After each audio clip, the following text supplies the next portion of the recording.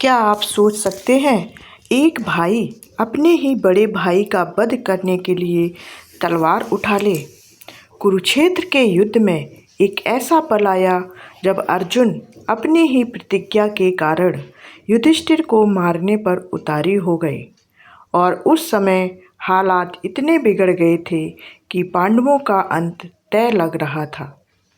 लेकिन तभी बीच में आए श्री कृष्ण, और जो हुआ वो धर्म, बुद्धि और चतुराई का ऐसा उदाहरण है जिसे जानकर आप हैरान रह जाएंगे। तो इस पूरी जानकारी और रहस्य को पूरा अंत तक देखिएगा, तभी आपको पूरी जानकारी पता चलेगी। महाभारत के विराट और जटिल युद्ध के बीच एक ऐसी घटना घटती है जो केवल वीरता या क्रोध की नहीं, बल्कि धर्म, मर्यादा, वचन और बुद्धि के गहरे संघर्ष को उजागर करती है। यह घटना उस समय की है जब महान धनुर्धर अर्जुन अपने ही बड़े भाई युधिष्ठिर के वध के लिए तैयार हो जाते हैं, और उस संकट की घड़ी में श्री कृष्ण अपनी अद्वितीय बुद्धि और धर्म के गूढ़ ज्ञान से न केवल एक भाई को दूसरे के हाथों मरने से बचाते हैं, बल्कि पूरे पांडव कुल को टूटने से भी रोकते हैं। कुरुक्षेत्र का युद्ध अपने चरम पर था। हर दिन नए नए संकट, नई नई चुनौतियां सामने आ रही थीं। कौरवों की ओर से कर्ण जैसे महान योद्धा पांडवों के लिए सबसे बड़ी बाधा बन चुके थे। कर्ण और अर्जुन का युद्ध इस महायुद्ध का सबसे निर्णायक और प्रतीक्षित संघर्ष माना जाता था। एक दिन युद्ध के दौरान कर्ण ने अपने अद्भुत पराक्रम से युधिष्ठिर को बुरी तरह घायल कर दिया। युधिष्ठिर, जो धर्मराज कहलाते थे, उस समय अत्यंत पीड़ा और अपमान का अनुभव कर रहे थे। उन्हें अपने शरीर की पीड़ा से अधिक यह बात कचोट रही थी कि वे अपने शत्रु के सामने पराजित हुए हैं। जब अर्जुन को यह समाचार मिला कि उनके बड़े भाई घायल हो गए हैं, तो वे तुरंत युद्ध भूमि छोड़कर उनके शिविर की ओर दौड़े। अर्जुन के मन में अपने भाई के लिए चिंता थी, लेकिन साथ ही उनके भीतर कर्ण के प्रति क्रोध भी प्रज्वलित हो रहा था। जब वे शिविर में पहुंचे तो युधिष्ठिर ने उन्हें देखकर यह समझा कि अर्जुन कर्ण का वध करके आए हैं। उनके चेहरे पर एक क्षण के लिए संतोष की झलक आई, लेकिन जब अर्जुन ने बताया कि कर्ण अभी जीवित है और युद्ध जारी है, तो युधिष्ठिर का हृदय क्रोध और निराशा से भर गया।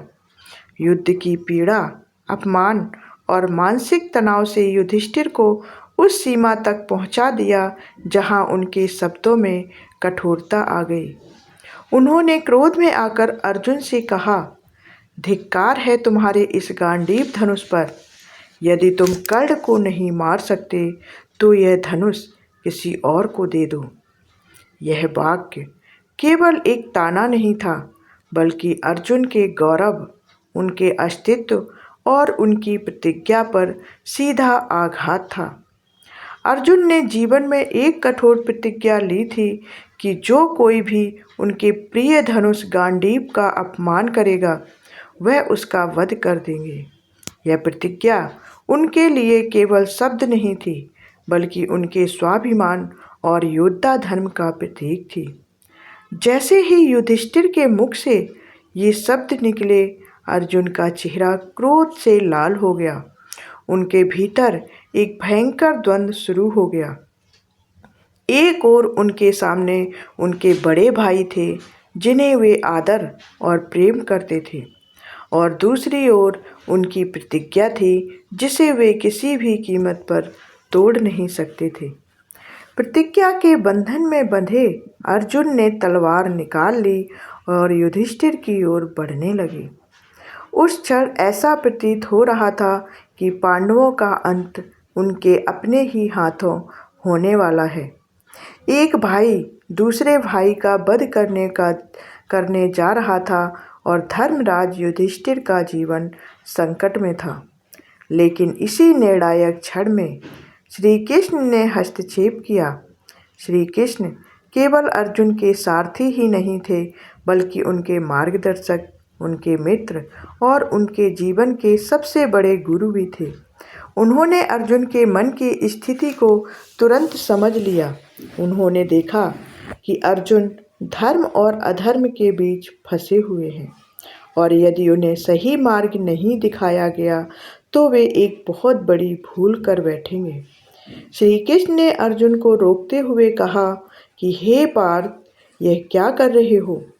क्या तुम अपने ही बड़े भाई का वध करोगे? क्या यही तुम्हारा धर्म है?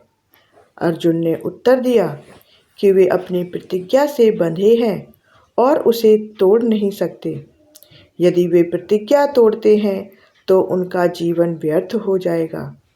तब श्री कृष्ण ने उन्हें धर्म का एक अत्यंत सूक्ष्म और गूढ़ रहस्य समझाया। उन्होंने कहा कि धर्म केवल बाहरी कर्मों से नहीं, बल्कि उसके पीछे की भावना और विवेक में निहित होता है। उन्होंने बताया कि शास्त्रों के अनुसार किसी आदरणीय व्यक्ति का सार्वजनिक अपमान करना उसके वध के समान माना जाता है।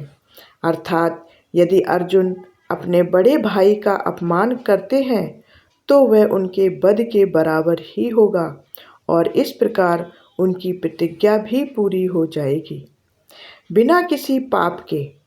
यह सुनकर अर्जुन कुछ क्षण के लिए शांत हुए, लेकिन उनके लिए यह कार्य भी अत्यंत कठिन था। अपने बड़े भाई, जिन्हें वे सदैव सम्मान देते आए थे, उनका अपमान करना उनके लिए किसी युद्ध से कम नहीं था। फिर भी धर्म और प्रतिज्ञा के बीच संतुलन बनाने के लिए उन्होंने श्री कृष्ण की सलाह मान ली। अर्जुन ने युधिष्ठिर के सामने कठोर और अपमानजनक शब्द कहे। उन्होंने उनके निर्णयों, उनके नेतृत्व और उनकी क्षमताओं पर प्रश्न उठाए। यह सुनकर युधिष्ठिर अत्यंत आहत हुए, लेकिन अर्जुन की प्रतिज्ञा पूरी हो गई। एक भयानक संकट टल गया था, लेकिन यह कहानी यहीं समाप्त नहीं होती। जैसे ही अर्जुन ने अपने भाई का अपमान किया, उनके भीतर गहरी आत्मग्लानि उत्पन्न हुई। उन्हें लगा कि उन्होंने एक अक्षम्य पाप किया है। अपने ही बड़े भाई का अपमान करना उनके लिए असहनीय था। वे स्वयं को अपराधी मानने लगे और उन्होंने निश्चय किया कि वे आत्महत्या करके अपने इस पाप का प्रायश्चित करेंगे। अर्जुन ने अपनी तलवार उठाई और स्वयं को मारने के लिए तैयार हो गए। एक बार फिर स्थिति अत्यंत गंभीर हो गई, लेकिन श्री कृष्ण ने एक बार फिर उन्हें रोका और समझाया कि आत्महत्या भी अधर्म है। उन्होंने अर्जुन को एक और गूढ़ सत्य बताया कि स्वयं की अत्यधिक प्रशंसा करना भी आत्महत्या के समान माना जाता है। श्री कृष्ण ने अर्जुन से कहा कि वे अपनी ही प्रशंसा करें, अपने गुणों का बखान करें। अर्जुन ने वैसा ही किया।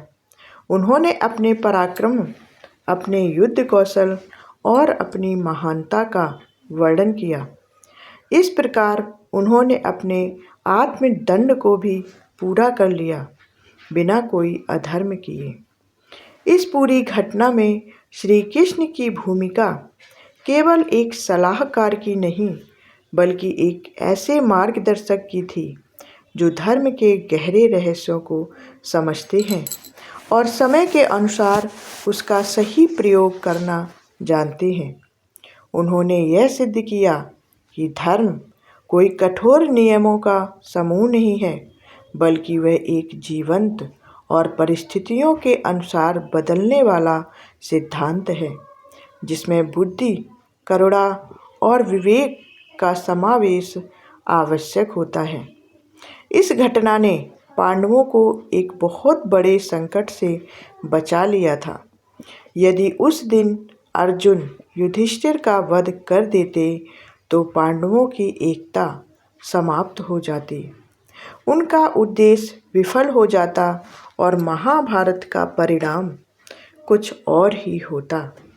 लेकिन श्री कृष्ण की चतुराई और उनके धर्म ज्ञान ने न केवल एक जीवन बचाया बल्कि पूरे धर्म की रक्षा की। यह कथा हमें यह सिखाती है कि जीवन में केवल वचन निभाना ही महत्वपूर्ण नहीं है, बल्कि यह समझना भी आवश्यक है कि उस वचन का उद्देश्य क्या है।